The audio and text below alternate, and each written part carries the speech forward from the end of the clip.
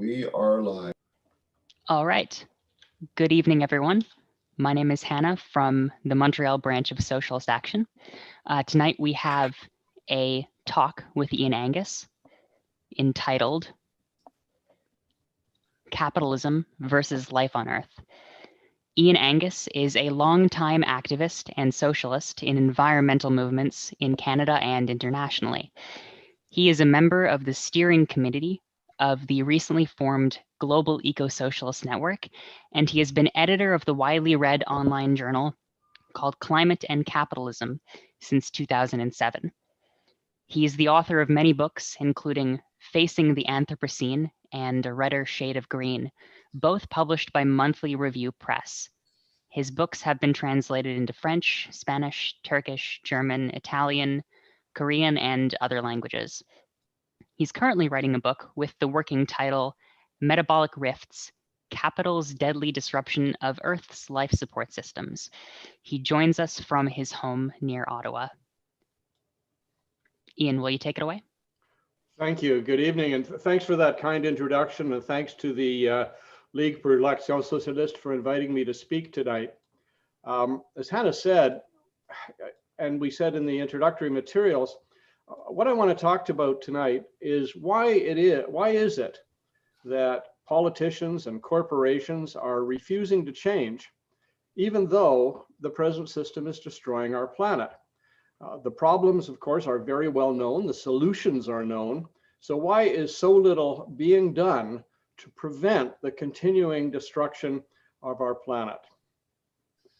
You know, when I was young, I had to go to church every Sunday, and the minister always started off with a text that would be his theme, and I always thought that was a nice idea. So I want to start today with something that the great Irish revolutionary James Connolly wrote. He wrote this in 1904 when he was living in North America. This is the first verse of his poem, Be Moderate. Some men, faint-hearted, ever seek our program to retouch, and will insist whene'er they speak that we demand too much. 'Tis passing strange, yet I declare such statements give me mirth, for our demands most moderate are. We only want the earth. Now, Connolly, of course, wrote that long before any of us were born and before today's global environmental crises began, but his words resonate far beyond their original context. I would submit that James Connolly's words are an appropriate theme for today's mobilizations against environmental destruction. We only want the earth. We want to wrest our planet from the hands of the vandals who are destroying it. As Karl Marx put it, freedom is only possible if humanity, quote, governs the human metabolism with nature in a rational way. And as he and Engels showed, that isn't possible so long as the capitalist system continues. We only want the earth. Nothing less will do.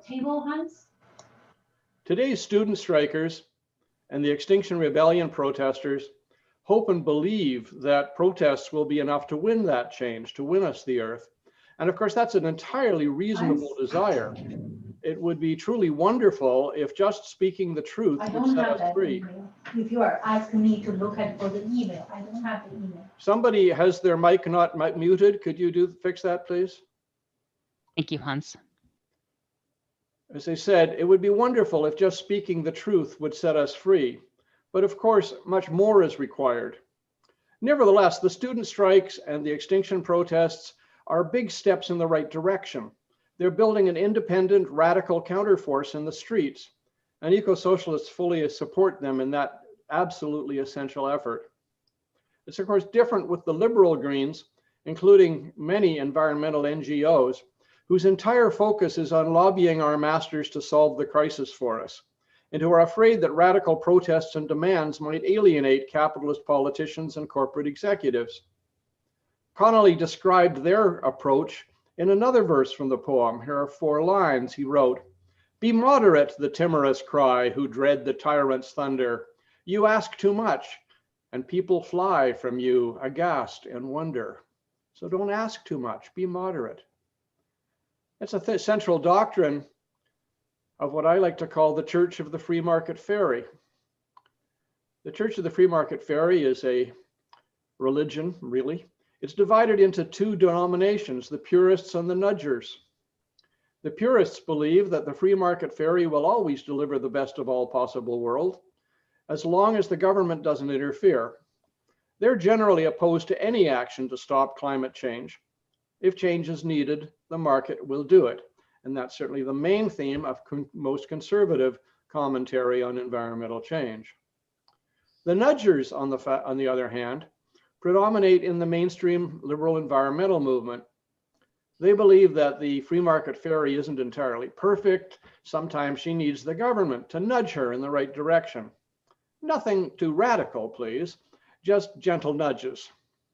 They typically insist that the best way to stop climate change, if not the only way, is to put a price on carbon, usually by imposing some form of tax on fossil fuels. And that's not a terrible idea, but it's wildly inaccurate. Their approach amounts to selling the right to pollute. The theory they have says that emissions will decline if prices are nudged up. They rarely address the fact that although oil prices have risen radically in the past 50 years, oil production and emissions have risen at the same time. Rather than switch to alternative sources of oil when oil got too expensive, or alternative sources of energy when oil got expensive, the oil industry went after unconventional oil through fracking and through mining the tar sands. And despite that, many apparently sincere green politicians believe we can fix the world by nudging the free market fairy. Their abiding faith in magic confirms once again what Marx and Engels realized long ago, that the ideas of the ruling class are the ruling ideas in every epoch. But unfortunately, for such wishful thinking, what humanity now faces is not a single solvable problem, but a convergence of ecological crises that threatens the survival of civilization. Climate change is the most extreme and immediate aspect of that emergency, but we also face superstorms, rising sea levels, massive wildfires, toxic air and smog, ocean acidification and dead zones where there's no oxygen for the fish to breathe, species extinction, soil erosion, freshwater depletion, ozone destruction, indestructible plastics and chemical pollution, deforestation, expanding deserts, antibiotic resistant bacteria, and as we're all seeing this year, new diseases and plagues that we didn't anticipate and that the system is unable to cope with. And the list goes on. This is not one problem. This is a planetary emergency. What we confront are not individual problems that modest reforms and policy shifts can fix, but a complex and interlocked set of disruptions of the natural processes that have made Earth habitable for thousands of years. In 2009, a team of 28 internationally renowned scientists, convened by the Stockholm Resilience Center, identified 9 planetary boundaries that define what they call a safe operating space for humanity. These are the conditions that have prevailed on Earth for the past 12,000 years, the period in which all civilizations have appeared on Earth. Crossing any one of those planetary boundaries, those thresholds, they wrote, could have deleterious or even catastrophic consequences for human well-being. An update they published in 2015 showed that 7 of the 9 critical boundaries are close to or already in the danger zone. As this shows, something has gone terribly wrong in the relationship between human society and the Earth. Addressing symptoms alone is dangerous. A fix for one problem may make others worse. Radical remedies are obviously required, but we won't find a cure unless we identify the underlying cause, the systemic disease that is attacking our life support systems. Many environmentalists, books and articles and speeches identify the underlying problem simply as growth. And it's true. as those books and articles and speeches show, that the drive to extract, produce, and grow ever more stuff is filling our rivers with poison and our air with pollution. Oceans are dying, species are disappearing at unprecedented rates, water is running short, and soil is eroding faster than it can be replaced. But the growth machine pushes on. Corporate executives, economists, bureaucrats, and politicians all agree that growth is good and non-growth is bad. Unending material expansion is a deliberate policy promoted by ideologues of every political stripe, from social democrats to conservatives. I'm sure some of you remember when the G20 met in Toronto a few years ago. They unanimously, the 20 richest countries in the world, they unanimously agreed that their highest priority was to, quote, lay the foundation for strong, sustainable, and balanced growth. Their final declaration was only about 5 pages long, but the word growth appeared in it 29 times. Uncontrolled growth is clearly a central issue, but that raises a further question. Why does it continue? Why, in the face of massive evidence that expanded production and resource extraction is killing us, why do governments and corporations keep shoveling coal for the runaway growth train? In most environmental writing, one of two explanations is offered. It's human nature, or it's a mistake. The human nature argument is central to mainstream economics, which simply assumes that human beings always want more, and economic growth is just capitalism's wonderful way of meeting human desires. For our species, enough is never enough. That view often leads its proponents to conclude that the only way to stop or slow, let alone reverse, the pillaging of Mother Earth is to slow or reverse population growth. Since people always want more stuff, more people equals more stuff, so fewer people would equal less stuff. Now, that claim is fatally undermined by the fact that countries with the highest birth rates have the lowest standard of living, the lowest amounts of stuff. People in those countries own the least stuff and produce the least pollution. A study was done at Yale a few years ago, and it concluded that if the poorest 3 billion people on the planet somehow disappeared tomorrow, there would be virtually no reduction in ongoing environmental destruction. The other common explanation for the constant promotion of growth is that we have been seduced by a false ideology. The drive for growth has been described as a fetish, an obsession, an addiction, or even a spell. You'll see the term growth mania in many articles and books. Such accounts present the drive for growth as a choice that politicians and investors make under the influence of a bizarre obsession. As the British Marxist Fawzi Ibrahim wrote, this, quote, must be the first time in history that a necessity has been described as a fetish. You might as well describe fish as having a fetish for water, as capitalism having a fetish for growth. Growth is as essential to capitalism as water is to fish.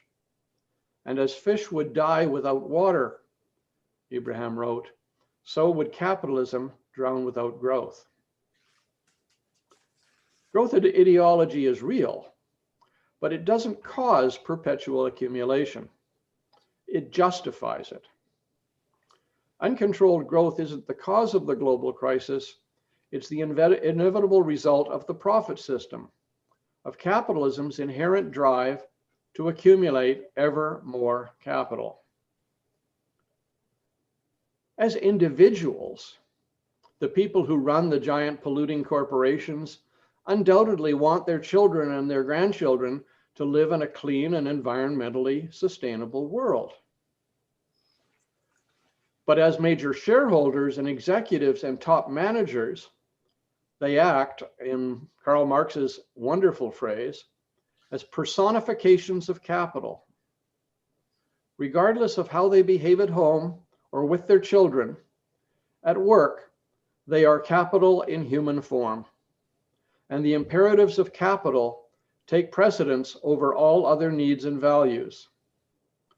When it comes to a choice between protecting humanity's future and maximizing profit, they choose profit. As a case in point, consider the nitrogen oxide gases, nitrogen monoxide and nitrogen dioxide. They're produced by burning petroleum, especially by diesel engines. They promote the formation of greenhouse gases. They cause acid rain and smog. They cause chronic throat and lung disease, and they increase the severity of asthma for people with that condition. So in 2009, regulators in Europe and North America introduced strict limits on automobile nitrogen oxide emissions. All automakers had to submit their vehicles for testing.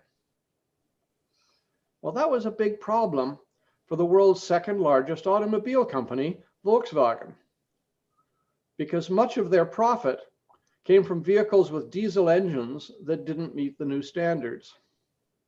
But you know, we're often told that capitalism encourages innovation. It always encourages, under capitalism, people will always be bringing out new and wonderful things.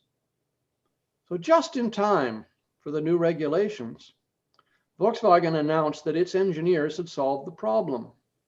They had invented technology that fully met or exceeded the new nitrogen oxide standards.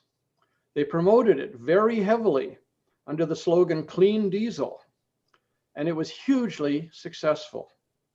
Between 2009 and 2016, Volkswagen sold over 11 million clean diesel cars worldwide.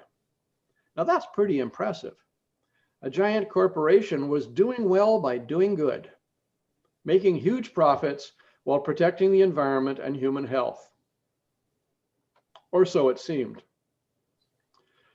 In 2016, thanks to investigations by some dedicated engineers, we learned that clean diesel was a hoax. Volkswagen had not invented new emissions technology. Volkswagen had invented software that cheated on the tests. When the software detected that a test was being conducted, it reduced the engine's power and performance. Under laboratory conditions, VW's clean diesel cars met all the emission regulations. But on the road, they emitted up to 40 times more nitrogen oxide than the legal limit. Senior executives at Volkswagen have been fired, and the company has paid heavy fines, but that is after the fact. 7 years of Volkswagen pollution and 7 years of big Volkswagen diesel sales illustrate two fundamental characteristics of capitalism. First, that short-term gains are always more important than long-term losses. And second, that profit is always more important than protecting human health. Volkswagen's owners and executives are personifications of capital, and capital must grow no matter who gets hurt or what damage is done to our planet.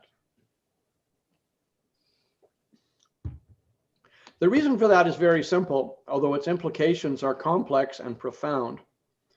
Big banks and money funds and multimillionaires invest in corporations like Volkswagen, not out of goodwill, but to get more money back.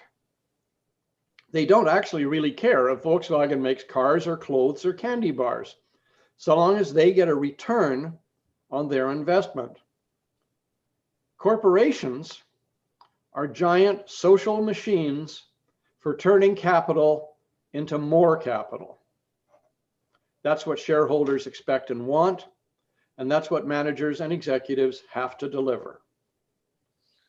A person who is unwilling to put the needs of capital first is not likely to become a major corporate executive. But if the screening fails, or if a CEO has an inconvenient attack of conscience, he or she will not last long in that position. It's been called the ecological tyranny of the bottom line. The bottom line always rules. When protecting humanity and planet might reduce profits, corporations will always put profits first. Capital has only one measure of success. How much more profit was made in this quarter than the previous quarter? How much more today than yesterday? It doesn't matter if the sales include products that spread disease, destroy forests, demolish ecosystems, and treat our water, air, and soil as sewers. It all contributes to the growth of capital, and that's what counts. Each corporation seeks to ensure that its products produce an attractive profit on invested capital. A corporation with lower costs, more attractive products, can drive its competitors out of business. There is constant pressure to expand physically, financially, and geographically. If nothing stops it, capital will try to expand infinitely. But of course, the Earth isn't infinite. The atmosphere and the oceans and the forests are very large, but they are finite, limited resources. And in our time, capitalism is pressing hard against those limits. Capitalism has to grow. A zero-growth capitalist economy simply cannot exist. To quote Marx again, the historical mission of the bourgeoisie is accumulation for accumulation's sake, production for production's sake, production on a constantly increasing scale. Well, now, of course, the fact that capital needs to grow doesn't mean that it always can grow. On the contrary, the drive to grow periodically leads to situations in which more commodities are produced than can be sold, and the result is a crisis in which immense amounts of wealth are destroyed. Individual corporations can and do go out of business in such situations, but over the long term, the drive for profit, the drive to accumulate ever more capital, always reasserts itself. That is the defining feature of the capitalist system and the root cause of the global environmental crisis. Mass opposition and public pressure can slow down or hinder the drive to grow, to expand more and expand faster, but it will always reassert itself. Now, the anti-ecological results of such a system were first analyzed in the 19th century, when the productivity of agriculture was in steep decline. In the mid-1800s, the German scientist Justus von Liebig showed that in its natural state, soil provides the essential nutrients that allow plants to grow. And the nutrients are replenished from plant and animal waste that return to the soil. But when crops take over the land and are produced for distant markets, as they increasingly were in 19th century England, soil fertility suffers because food waste and excrement do not return to the soil. Liebig called this a robbery system because nutrients were stolen from the soil and not returned. Marx studied Liebig's work carefully. He seized upon the then brand new scientific concept of metabolism, a word that didn't even exist in English in the 1860s. The new concept of metabolism, which describes the biological and physical cycles that are essential to life. And he made that concept central to his analysis of the relationship between humanity and nature. He viewed the shift away from using human waste as an important example of capitalist society's alienation from the natural world on which human life depends. Marx integrated Liebig's explanation of soil exhaustion into his historical and social analysis of capitalism. And he concluded, quote, "A rational agriculture is incompatible with the capitalist system because the imperatives of capitalist growth inevitably conflict with the laws of nature." He described the separations of humans from food production, this break in the age-old nutrient cycle, as, quote, "an irreparable rift in the interdependent process of social metabolism a metabolism prescribed by the natural laws of life itself. Marx's analysis of 19th century British agriculture provides the theoretical starting point for what is now known as metabolic rift theory, which is used by many Marxist ecologists to analyze and understand modern environmental crises. The concept of metabolic rift expresses society's simultaneous dependence on and separation from the rest of nature. Like an autoimmune disease that attacks the body it lives in, capitalism is both part of the natural world and at war with it. It simultaneously depends upon and undermines the Earth's life support systems. Capital's ecologically destructive impacts are driven not just by its need to grow, by the way, but by its need to grow faster. The circuit from investment to profit to reinvestment requires time to complete, and the longer it takes, the less total return the investors receive. So competition for investment produces constant pressure to speed up the cycle, to go from investment to production to sale ever more quickly. That's why it took, excuse me just a moment. Oof.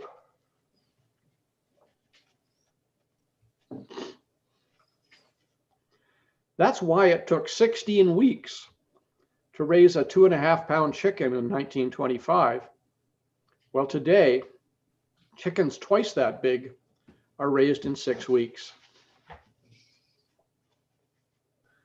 Selective breeding, hormones, and chemical feed have enabled factory farms to produce not just more meat, but more meat faster.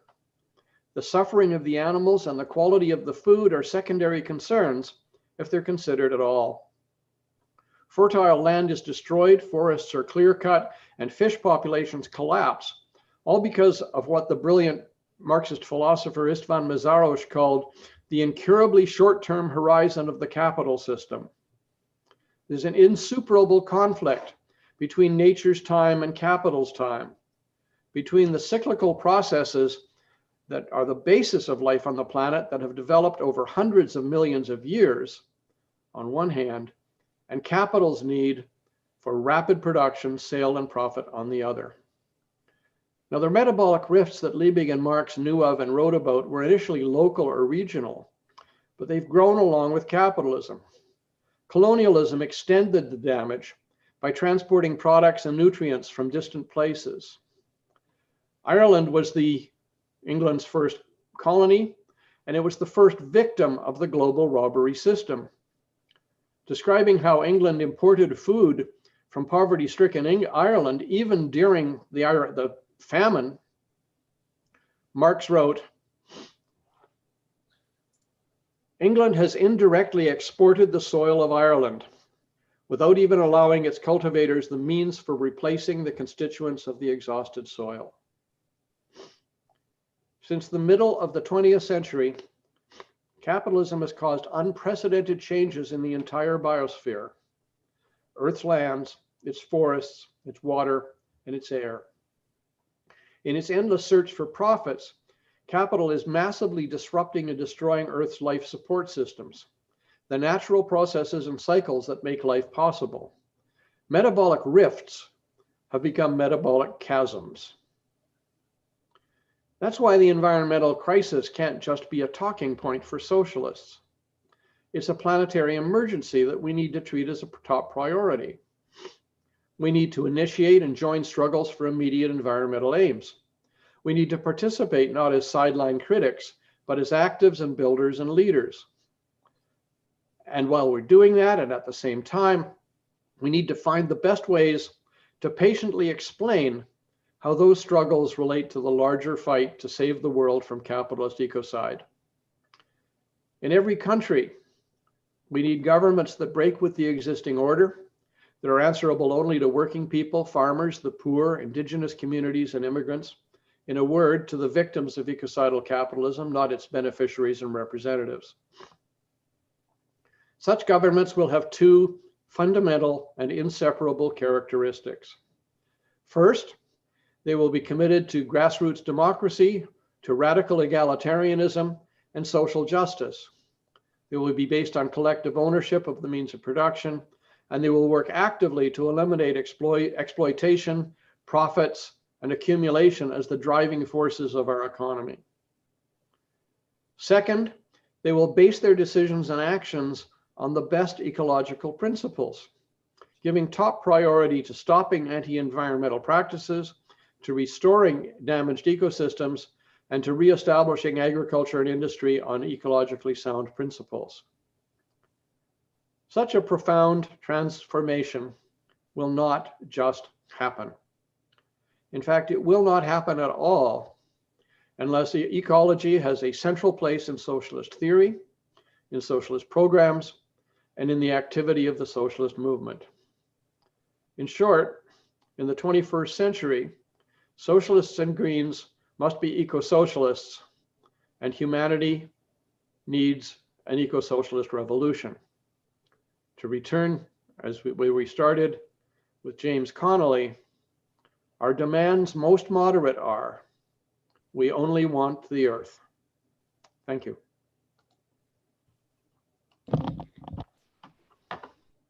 Thank you, Ian. For the next little while, we're going to have a few questions from people. There was one asked in the YouTube chat, and there were two asked in the Zoom chat. And as for the people in the Zoom chat, I'm going to let them speak for themselves. But anyone who asks a question over YouTube, I am going to speak for them since they're not in the call. The first question was from Barry. Would you like to reiterate? Yeah, thanks very much. And thank you, Ian, for a wonderful talk. I've heard you speak on this and related subjects, and I'm never disappointed. So I really appreciate it. So I have a dual question for you, which will come as no surprise to those who have been reading the chat. What do you think of the Green Party policy, and what do you think are the prospects for bringing together eco-socialists in a common party to effect fundamental change?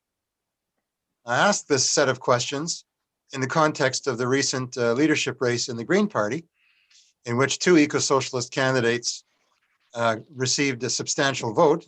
In fact, one of them nearly won the contest. But the person elected leader, Annamie Paul, was the most conservative candidate of the 9 who ran, and is quite hostile to socialist ideas, much less the rights of Palestinians or extra-parliamentary political action. So as a result, many people are leaving that party and are wondering what to do in terms of getting together to effect fundamental change. So there you have it, and thank you in advance.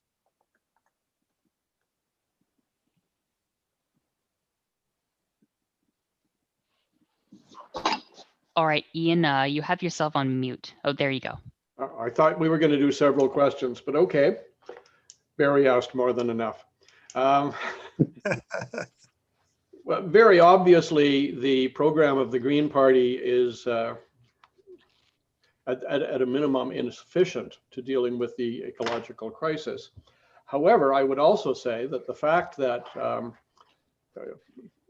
the Green Party is certainly a place where many ecologically sensitive and radical people make their first turn to. In fact, particularly, they've looked at the NDP and seen, well, the NDP is maybe more radical on other questions, but on the environment is actually pretty awful a lot of the time. So we're going to see, I think, continuing interest of radicals in participating in the Green Party, and I think it would be a serious error for eco-socialists to stand on the sidelines from that.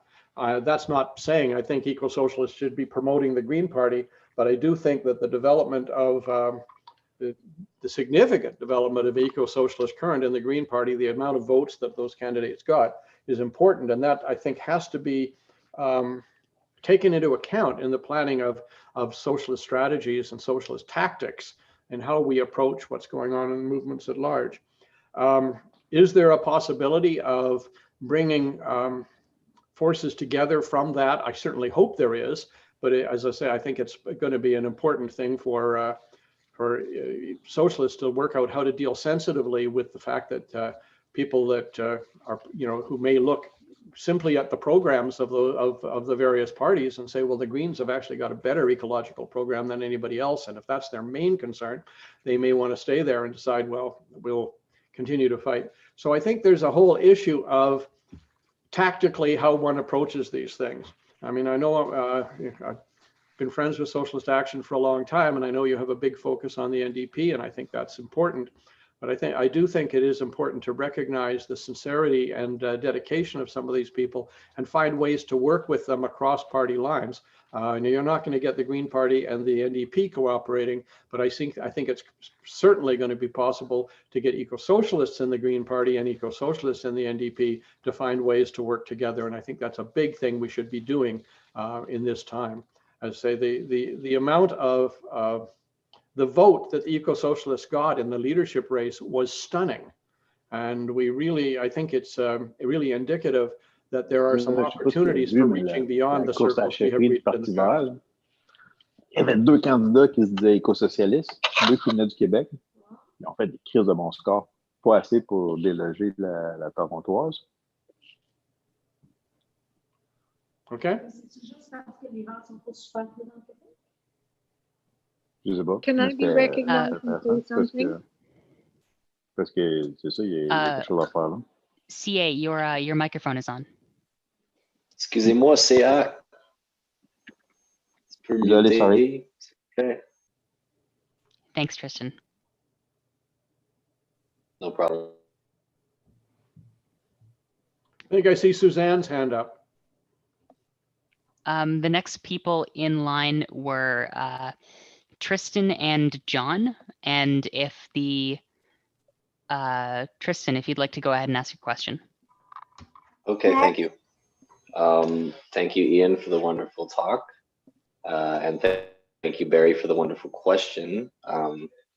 As I've already told you, Barry, I was an eco-socialist in the Green Party who voted in the leadership race and felt completely robbed.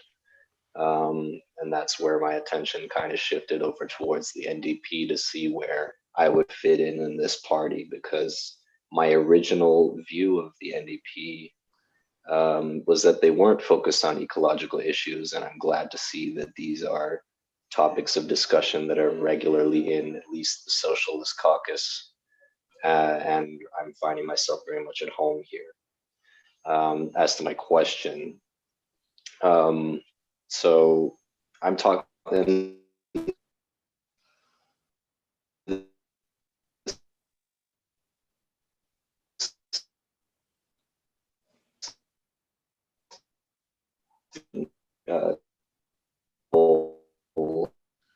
just hoping for that day to come. It seems far-fetched, but Tristan, your microphone cut out a little bit. Would you mind repeating what you just said? Oh, sorry. Okay. Yes. Okay. I'm just gonna start the question. Are you guys hear me clearly right now? A lot better. Okay. Okay. So even if Canada were governed by eco-socialists, there will only ever be increasing energy and commodity demands throughout the world. How do we deal with reactionary governments of foreign countries who dismiss the climate crisis and deregulate industry, such as the Bolsonaro administration of Brazil, who clear cuts the Amazon forest and sells off, public parks to mining and whatnot? I know economic sanctions are probably not favored by us as socialists, because they only ever hurt the proletariat mostly of those countries. So I want to know, what is the recommended way that we could influence them other than just spreading socialist ideas? Thank you, Tristan. If we want to do a few questions at once, we also had one from John and I think from Suzanne.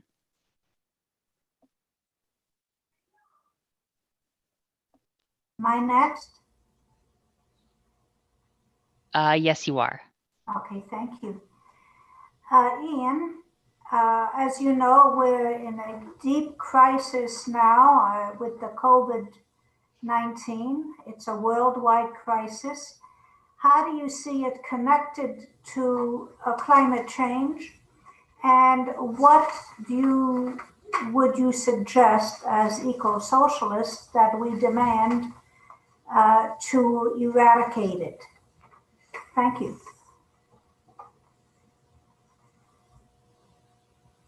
Okay. If we don't have any more questions in the Zoom call, we do actually from Judy. If you'd like to go ahead, and then we can get Ian to answer all of them. Can you put me on? Could I make a comment?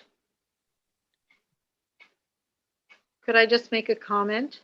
What is it? Okay. Betty, Lenin, I think. Yeah, Betty, go ahead. Okay, Lenin once said, there is no revolution without getting rid of epidemics. And this was during the cholera epidemic.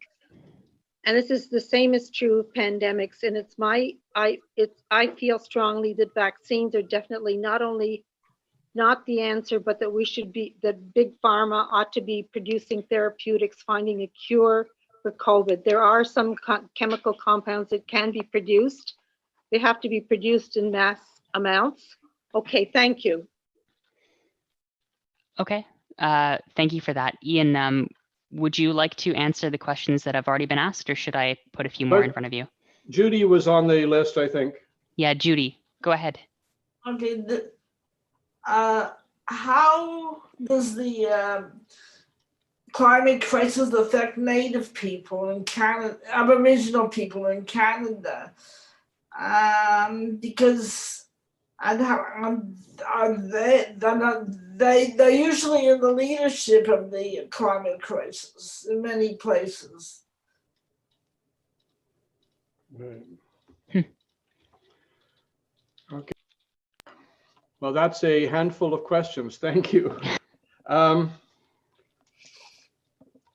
Tristan's question first, if we in Canada suddenly were successful in winning an eco-socialist government in this, Canada is only one country. There are many countries. The one immediately to the south of us is an obvious one. You mentioned Brazil and so on, where their leaderships are not just not taking action, but in many cases actively taking actions that are destructive. And how would an eco-socialist movement approach that? I think the key to that, and this is, it was mentioned in the introduction, if you heard that I'm a founding member of the Global Eco-Socialist Network, which was founded back in January, and which now has members in, well, all six continents, and we're scarcely a mass movement. Our membership is getting into the thousands internationally in quite quick order. And I do think that the key to this is not, I mean, it may well be that on occasion you might take trade action against specifically harmful products. I assume we would. But I think more importantly would be giving aid and support to the development of movements in those countries that can build opposition. I mean, it's interesting that you use the example of Brazil and Bolsonaro, because for the Global Eco-Socialist Network, our largest single group is in Brazil. And there's a very strong eco-socialist current in Brazil. The member of our steering committee who's from Brazil has a regular, what do you call it, internet television show that she does that has, literally tens of thousands of viewers on a constant basis. So there's a big interest among activists and massive people. It's not as though Brazil was, somehow secretly a radically anti-green country. As in other countries, you have a class struggle going on, and one of the functions, I think, of an eco-socialist government in Canada, and in fact of an eco-socialist movement, even before we are in any kind of position to take government action, is to give all the support we can to those to the movements in those countries that are building it. Similarly, there are very strong forces in South Africa. There's an eco-socialist current in China that's of quite substantial significance. So I think that the key here is not sort of abstract, what do we do in trade measures or our next treaties, but rather how do we build movements worldwide that advance this kind of cause? Because ultimately, the only way we're going to get a country like the United States or Brazil to change course is with mass movements in those countries that take on the powers that be. And that would, I think that's the key thing that a eco-socialist government would look at doing. And as I say, I think the eco-socialist movement in general would look at doing. On the question of COVID, that's a gigantic one. And I mean, I think the reality is the pandemic is upon us, and there are not going to be magic solutions to a disease that is spreading at very high speed around the world. What I think there are certain things we need to do to focus on. Certainly, we would want to focus on things like people should not lose their jobs because they're off sick, that there should be paid sick leave for everybody, that there's secure working conditions and safe working conditions. We would fight for those in factories and everywhere else that we can in order to minimize the impact on working people of this disease. The other thing is, I think, globally, and here's some really fine work has been done. In particular, there's a socialist, an eco-socialist, whose name is Robert Wallace, and I encourage you to read his works. He's both a Marxist and an epidemiologist of quite a lot of skill, and a lot of his focus. Well, his big book was called "Big Farms Make Big Flu," and that kind of sums it up. That industrial agriculture and the pushing back, the deforestation of huge parts of the earth, largely in order to grow things we don't really need, is one of the things we're going to have to deal with, because many of these diseases, and COVID is probably one of them, have lived for a very long time in the forests and jungles of the world.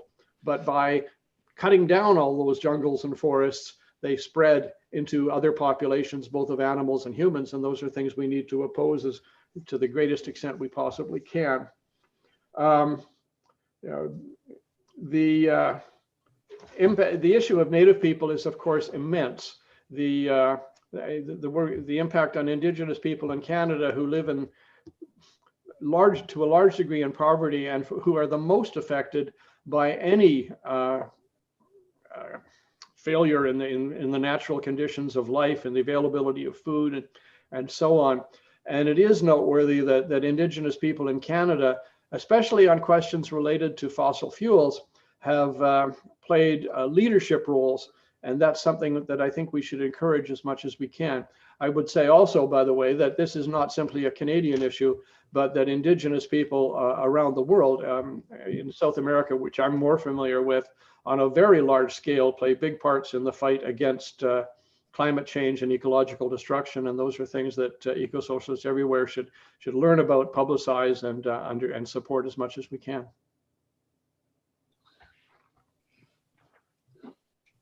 All right, Ian, thank you very much. I don't know that we have any more questions that were originally from the Zoom chat. We do have one from the YouTube comments from Gary Porter, and it looks like he's logged into the Zoom call. So Gary, would you like to ask the question yourself, or should I read it out loud?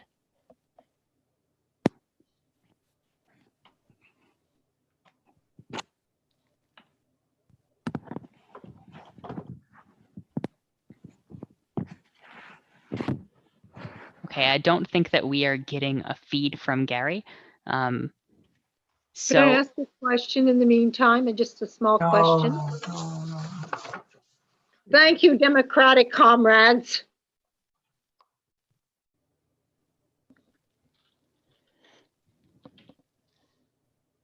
Okay, so Gary has asked me to read his question out loud. What he asked in the YouTube chat, he says, "Greetings, Ian. How do we best grow the eco-socialist movement in Canada at the present time?" It's a very broad question.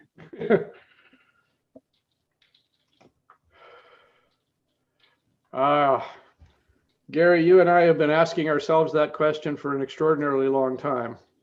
And if I knew magic answers to how we grow to the extent that we need to, boy, I sure would have included them in my talk.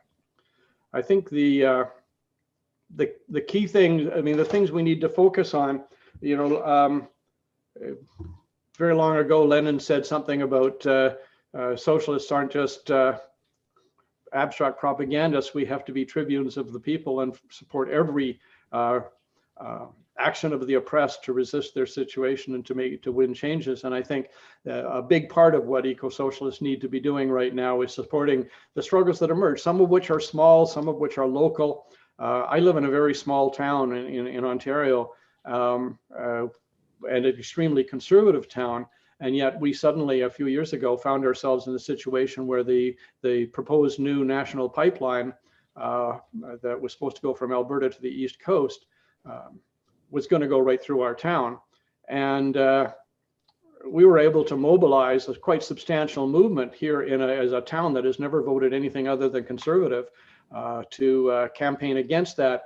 And the Enbridge people had to respond to us in great detail in their filings and finally gave up. Now, I'm not saying that we in my town did it all by ourselves. There was obviously a major movement in Quebec and Sudbury and other places, but that was an example of a local struggle that had national implications that socialists and other people were able to work together on. Those are things that I think we need to be doing. Then I think beyond that, there's certainly an enormous need for just continuing education and discussion and using every opportunity we can to explain our approach to these questions, because as again, we go back to the discussion of the Green Party, we now know that there are thousands upon thousands of people who think of themselves in some sense as eco-socialists, and those are people we have to learn how to reach and talk to. So working on that is, I think, a big part of our task today.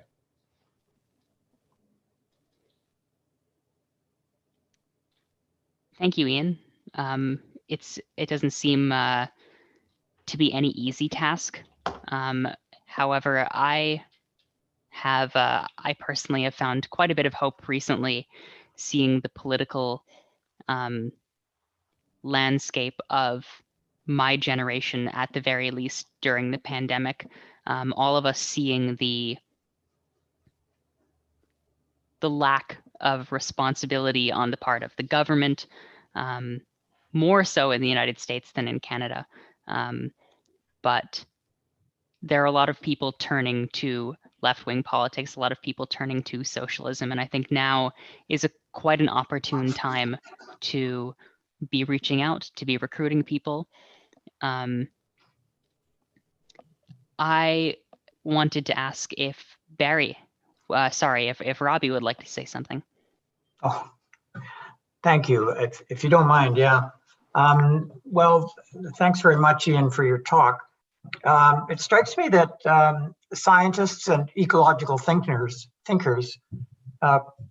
preeminently eco-socialists, and you are certainly among those I look for leadership to. We have advanced quite far in our understanding of the environmental crisis and the radical social and economic measures that need to be taken. But I'm always struck by this lagging behind these gains in comprehension, and despite a growing sense of urgency on a global scale, the climate justice movement continues to have certain political weaknesses that make it very difficult to achieve unity in action and sustained mobilization over time. Of course, I'm aware we cannot hurry history, but do you have any thoughts on how these organizational and indeed strategic weaknesses could be addressed, or perhaps are being addressed? Well, one of the things that, first of all, I maybe it's because I started at a lower base of expectations, but up until the time of the pandemic, the development of actual mass action in the streets, mainly by young people, was, I thought, particularly inspiring. And Greta Thunberg's work was, while she is certainly no socialist, she is increasingly radical. Her most recent major speech called for a radical change to the system, not just an end to climate change. That kind of thing is going on. We are seeing more and more people coming to radical conclusions, and I think even more important, moving into the streets. What as Engels said one time, an ounce of mass movement is worth a pound of programs. And I think that seeing real movement is going on. One of the things that will happen over the coming year that is starting, it's already started to develop. Of course, the big, every 4 years climate conference, what they call the Congress of the Parties, the COP, was supposed to be in Scotland, in Glasgow this year, but it got canceled because of the pandemic. Well, it's been rescheduled for December of next year. And there are already some substantial international organizing activities going on by radical environmentalists to plan what to do in relationship to the next COP, both in terms of actual actions and demonstrations in Scotland during the event, but worldwide, recognizing that the great majority of people, of course, are not going to be able to travel to Glasgow. So there's going to be a lot of organizing towards that, and I think that's something that the radicals should get involved with. There's been a tendency with the actions around, with the climate movement, of course, for the liberal NGOs to end up defining what happens in relationship to these protests. And the absence of concrete demands becomes a real problem. I've always, the one that really bothered me was during the Copenhagen conference, where we had huge demonstrations. I mean, they were gigantic, but the main slogan which was on the great majority of the banners and placards was tick, tick, tick. Well, okay, that's an interesting, time's running out was the point, but it didn't call for anything. It simply asked the powers that be to do something, please. And I think the demands for things like zero emissions by 2030 and so on are important for the movement to develop a set of demands that can actually build a concrete program around in the coming year. And so I think that getting ready for that, for those actions towards the end of next year is something that we really should be doing right now. I hope that helps. Very good. I would like to give an opportunity, if anybody has not had the opportunity to ask a question, if anyone has another question. May I? I believe that Kurt had something. Yes, my question was, for the majority of the people out there right now facing the issues that they're facing with this pandemic and the shutdown, that they're dealing with an inability to provide for themselves, and their focus is mostly on short-term financial gains. How do we convince those people to Short-term participate in the financial long-term gains. struggle? Billionaires, what are we supposed to do? Oh, sorry, I didn't realize I was speaking. I have a question. What do people think of the universal basic income? It's been proposed by Andrew Yang, who is a lawyer and philosopher. He wrote a book and called it Human Capitalism. What do people think of it?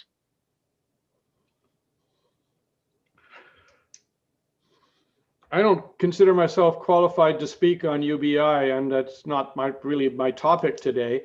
So I assume there are other people here who perhaps in this meeting or other meetings will want to address that question.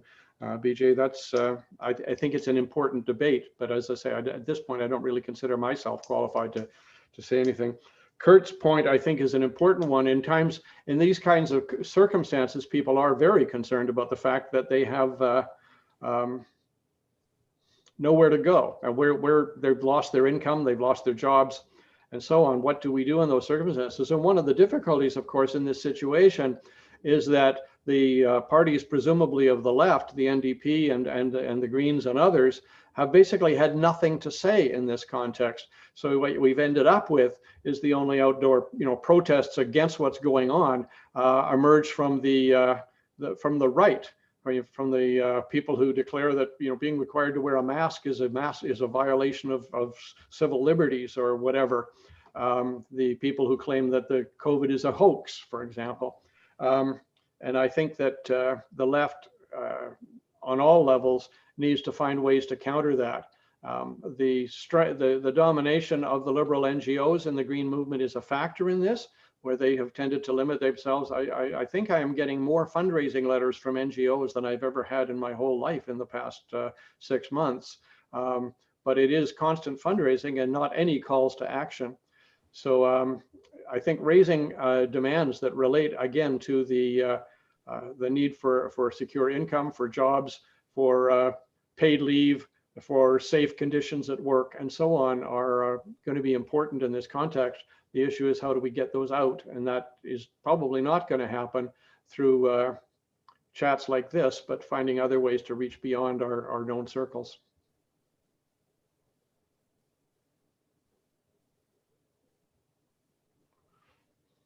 Okay, thank you very much, Ian. I think if that's everything, we will be going on to, oh, Judy has a question. Go ahead. Yeah.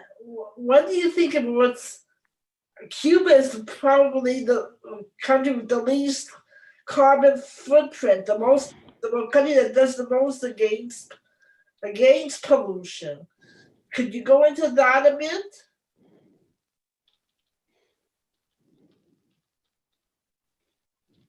Another important subject that I don't consider myself an expert on, Cuba's record in this area and healthcare and other places is certainly extraordinary, but I think that would take us off into an entirely additional discussion, which, as I say, I'm not really prepared to talk about right now. So I know there are people who are much more qualified to talk about Cuba than I am, and some of them are on this call.